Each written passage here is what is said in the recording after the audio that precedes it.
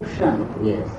Of your natural state, not my natural state. I am describing the natural state of an individual when the interference of this constant interference of the manipulative thought is not there. That is what I am describing, not my state. I don't know a damn thing about my state. So you are relating that to the way you are functioning. And find wanting. Huh? Find that wanting. Yes. So, relating it to the way you are functioning, and you do that because you want to change that into this state that I am describing. The change. That is the change, you see. That movement is not there in you. There is no change necessary. That's what I am saying. So that movement is nothing to be changed there. The demand to change into something which is there in me is not there. There is nothing to be changed here. And nothing You think there is something to be changed. I think so. Because you see, the description of your natural state has created a division there, and it says, you see, that's not the way I am functioning. Right? Yes, all right. But why do you want to function that way? The other one. Because you are not satisfied with the state in which you are in. Exactly. Because of that, sorry? The manipulative thought creates the division. The thought creates the division, Yes. but the thought in its very nature is short-lived. It's But action. anyway, It's that action. changeful thought is not the true state. What is that? The changes in thought, frequent changes in thought, show that they have no basis. No, you see, the use of thought to achieve something is the problem. Whether it is material achievement or spiritual achievement. You call it a spiritual achievement, but the instrument which you are using is matter. And so the so-called desire to achieve a spiritual goal is also materialistic in that. So both of them are finished. You can't have one without Thought should cease. Thought will not cease. Thought is not the instrument. What is the instrument? There is no instrument at all. The achievement you are interested in is made possible but not guaranteed through this instrument called thinking. True. Right? What exactly is the material? Thought is the material, see. The idea that there is something to be achieved. The goal is fixed. Yes. So what you are doing is putting these thoughts together to achieve that goal. That's all that you are doing. You are thinking. So this material has been supplied to you by the claimants who talked about this. Granted. That's all. You are using that. So then what is the question? Then is the thought condition in which I am itself satisfactory It is. for life? It is. It is. It is. If you don't use that for any achievement, spiritual or otherwise, then it is not a burden. Then it becomes disconnected and disjointed. To continue it is a demand to continue through the repetition of the thought is not there. You have to experience that again and again and again. Otherwise, you are not there.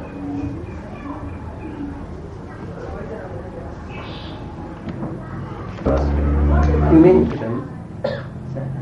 thought Thought with motivation. Thought without is the motive. thought. You see, there are no thoughts. That's all that I am saying.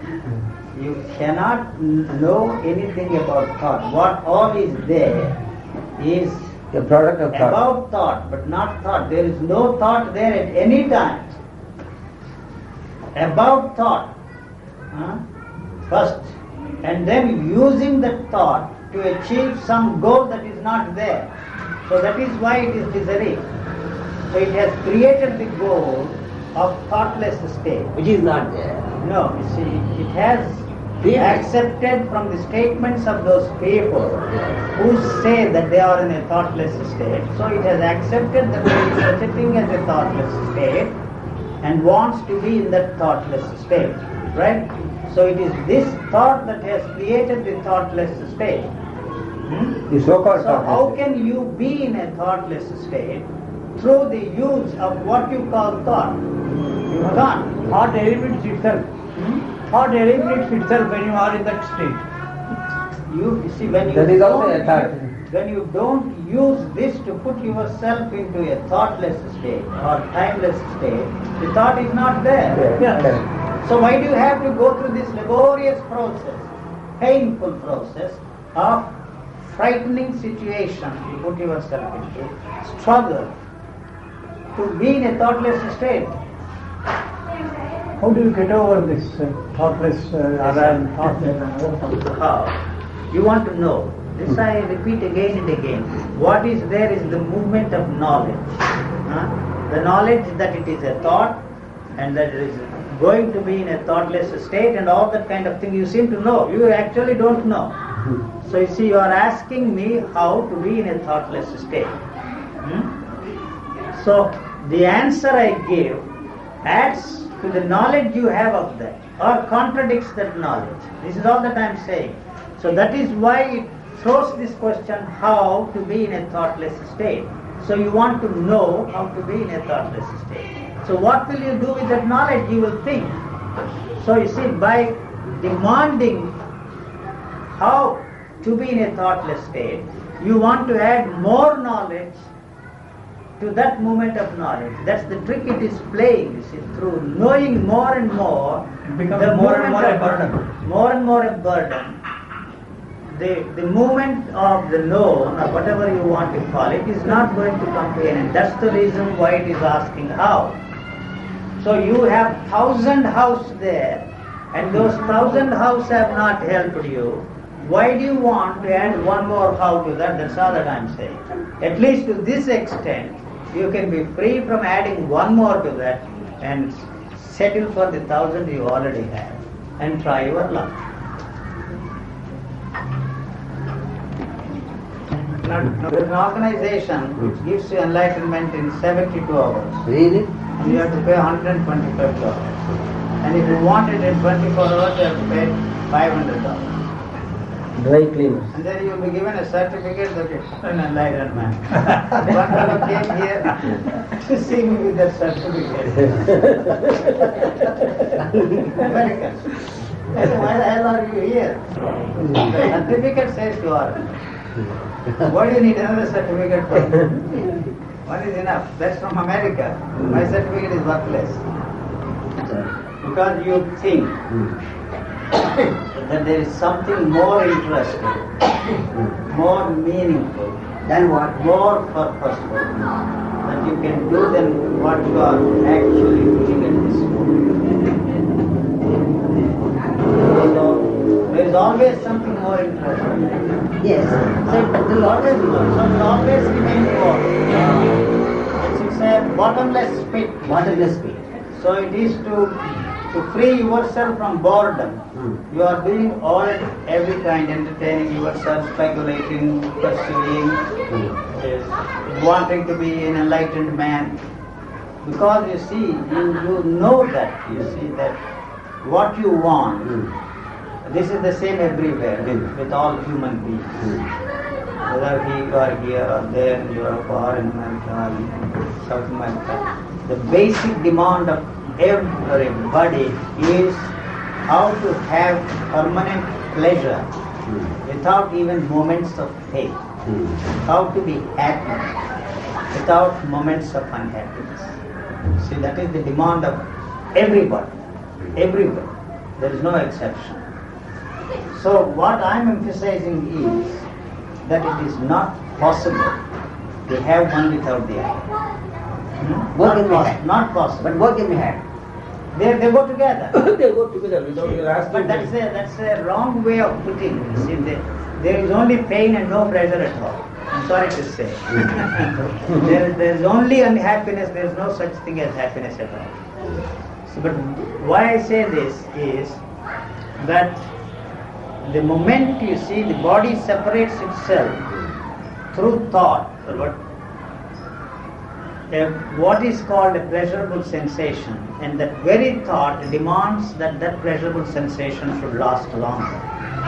You don't want the painful sensation to last longer. But the body does not make the distinction between the pleasurable and painful sensations.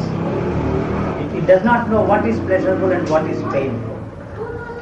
It has a pain, but that pain is there for the body because it is a healer. The pain is healing. You see, so if it cannot for some reason heal itself, it has other ways. It has to depend upon other ways. It has every painkiller there in the body. You know, the body produces a kind of morphia, natural morphia, to kill pain. But if you take, you see, the synthetic stuff, it loses the capacity to create, you see, those substances to kill physical pain. And so the moment you separate yourself and say, that's a pleasurable sensation, there is a demand built in that recognition and naming of a pleasurable sensation to make that last longer. So then comes the struggle. You see, it is not going to succeed because if any sensation that lasts there longer, it destroys the sensitivity of the nervous system. So the body has to absorb that or reject that. Otherwise it will destroy the sensitivity of the body. So that once you say it's a pleasurable sensation, then you see it is pain. It's a pain for this body. It is not going to tolerate the demand that the pleasure should last longer. It has to protect itself. It's a physical problem and not a psychological problem at all. Physically, the body cannot take pain longer than it is necessary for the body. So it is not the opposite, but what you call pleasure is pain. There is only pain and no pleasure at all. I'm sorry to say that. So you have invented all these things, moksha, liberation, freedom, God. God is the ultimate pleasure. If I realize that God, I would be able to remain permanently in a state of happiness, permanently in a state of pleasure. That is why they have invented all these things, eternal bliss, permanent happiness. They don't exist at all. Never you will be there. You see, as a fanciful, romantic idea you can. So as long as you want that, so long you will remain in misery. That's all. You are doomed that way. It is in that sense I say, you are doomed because the attempt on your part, the demand in your part to have permanent pleasure, permanent happiness, you are not going to succeed. So you can have that hope of making that seem to be a miracle, but you live in hope and you die in hope. So the boredom cannot be avoided Boredom cannot be. in this situation. As long as, as long as you seek happiness. as long as you see that it is a boredom, the moment you baptize that feeling and call it boredom, you have created the problem for yourself. What you fill it with, it doesn't matter. See, for you, it matters. You see, sex is all right. God, prayer, anything you do, they are all the same. The society says certain actions are antisocial, so you are punished for that. But as far as filling in the boredom is concerned, whether you fill it with, you see, prayer, God, that's this, that or the other, or sex, or ambition, greed, anything, it doesn't matter, they're all the same. The society says certain acts are antisocial and you will be punished. You know? It doesn't make any distinction. It is a society that says that you should fill your boredom with an entertainment of this kind, read books, religious books, or sex books, Kama Sutras or Yoga Sutras. It really doesn't matter. I'm sorry. Whether you read Kama Sutras or Bhakti Sutras or Yoga Sutras or Brahma Sutras, it really doesn't matter. Not that, you see, I recommend Kama Sutras in preference to other sutras. As far as this problem is concerned, it really doesn't matter. Enjoy blissful states or pleasurable states. It really doesn't matter. They are all the same. You can lie down in your bed and imagine all kinds of sexual pleasures or blissful states. Both are the same because both are created by the same movement. Same movement. So you are not going to be free from this unless you are free from the other. That you can be sure. Both go hand in hand. Both go together. So then you will not demand this at the expense of the other, or that in preference to this. I don't know if that. So they have to go together. You know. That is everything there. So whether you imagine God or imagine some beautiful lady, what's the difference? It is imagination. So don't create association ideas. So no question of. Some people ask me, you must always be happy. What are you talking? I really don't know what happiness is. Really, frankly, honestly. That means I really don't know what happiness is. I'm sorry. You may imagine that I'm in a permanent state of happiness, permanent bliss. I really don't know. So that's the reason why I don't know what that is the state of happiness is. That's the only state of I really don't know. So you see, your happiness depends upon something else. If I get this, I will be happy. If I don't get that, I will be unhappy. You see. But in your state, there is no pain either. Body has pain, physical pain. Not the body pain. But you are not affected by all. Most of these Body pains is are the affected. psychological The pain. body is affected, you see. So I don't see any special charm in bearing the pain. If there is something that can be done to relieve the body of pain instead of letting that pain drag on, do it, otherwise forget it. If you have to live with it, there is no way out for you. You don't make a mystery of that. I used to give lectures, the meaning and mystery of pain. the body doesn't have much. There is no meaning, no mystery of pain. Pain is pain. So whether you use spiritual pethidrin or the other pethidrin to kill the pain, it really doesn't matter. This is more reliable than your spiritual pethidrin. Your pain is constantly there. No, the pain is not so acute when the thought is not giving continuity to the sensations of pain. You see, physiologically speaking, there is one protective mechanism there. Many of these sensations, both painful and pleasurable sensations, are handled by the spinal column. They don't reach the sensorium at all. So when once they reach the sensorium, there is no way out.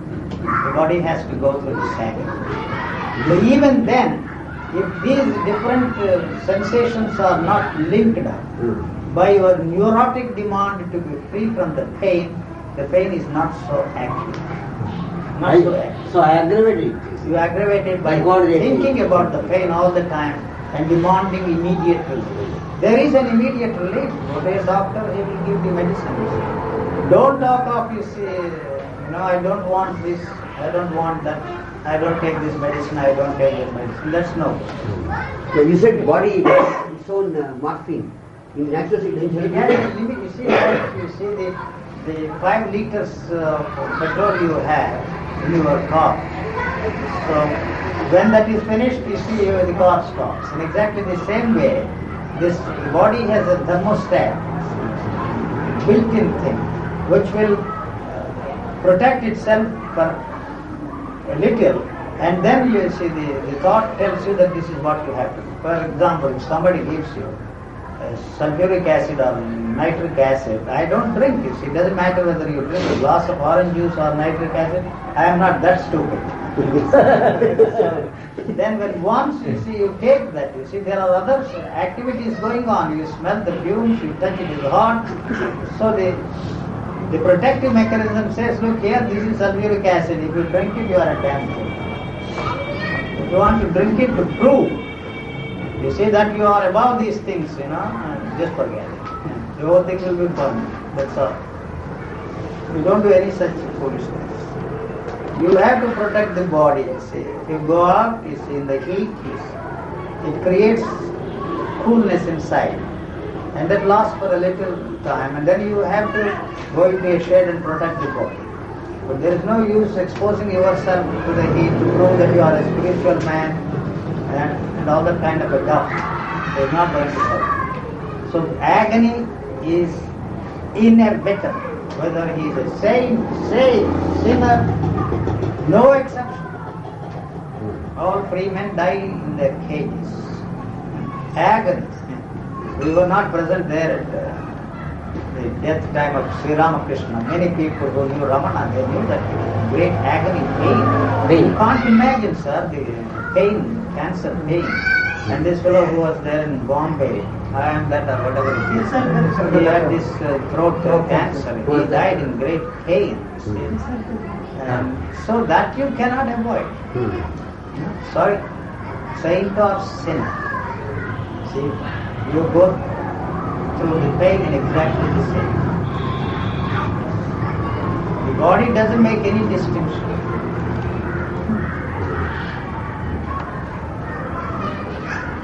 If there is something there, take it and relieve yourself of the pain. When the medical technology is there to help you, if you don't want to take advantage of it, it's too bad. You don't become any more spiritual by enduring the pain. If there is a way out, if there is no way out, you can stop it. But if you give the body a chance, in many situations, it will handle the thing by itself. You don't need any help. But we don't have the patience. So many doctors, if you have headache, yes, immediately you have to take aspirin. But why give it a chance? One day, or sometimes. Saints without sinners. How can there be any saints without sinners, you tell me? They are co-relatives. So there are no They are kissing cousins. Because there must be some difference, otherwise how to recognize I have to recognize it. They who have created all these sinners to feel great, just great. They have messed up the whole thing. That's why that article in the land said, if the saint and not the criminal, that is the threat to the future of mankind. Then if a criminal becomes a saint? Criminal does not know that he is a criminal. It's we who make him turn him into a criminal and you make a living out of it. You will be out of job without criminals. How many millions of people make a living like the saints? Saints make a living out of these non-existing sinners. They must create sinners and then make a living out of it. It's too absurd, ridiculous. Like that you see the lawyers, the judges. How many people make a living on crime? You don't seem to understand that. Police. Huh? Police. Everybody makes a living, so that you can't imagine a world without crime. That you can be sure. Highly civilized country like England, I don't know if it was civilized at any time. But the highest crime rate in Europe is in England. You read that yesterday in the paper? Yes. Because the temperatures have fallen to below 4, the crime rate has come down in England from others. You are very problem. They are not doing They are at least the birds of the same feather flock together. No, singly they will be afraid to you. Singly, I am not talking of singly. Birds of the same feather flock together. That's an invention of the human mind. Which one? Cave life. Single, isolated life. Doesn't exist. You cannot separate yourself from anything.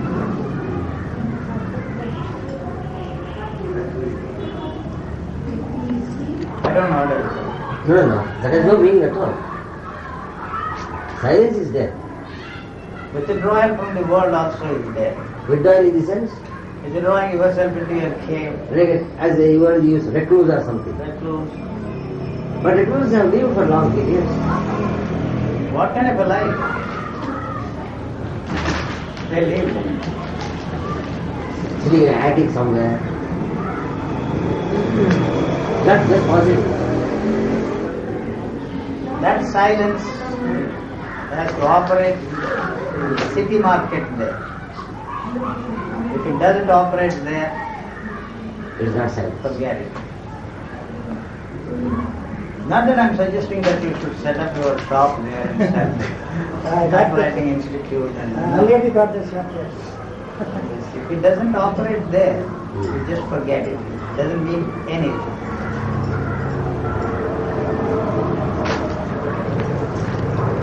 Things, but you can't run away from yourself. Go where you will. But we can run away from things. So, Huh? What things? so we can run You away are from, what is it that you are trying to run away from? Tell me, give me one instance. but we can't run away from ourselves. I carry my thoughts also. Yes. Wherever you go, find yourself in a cave. The thoughts are still there.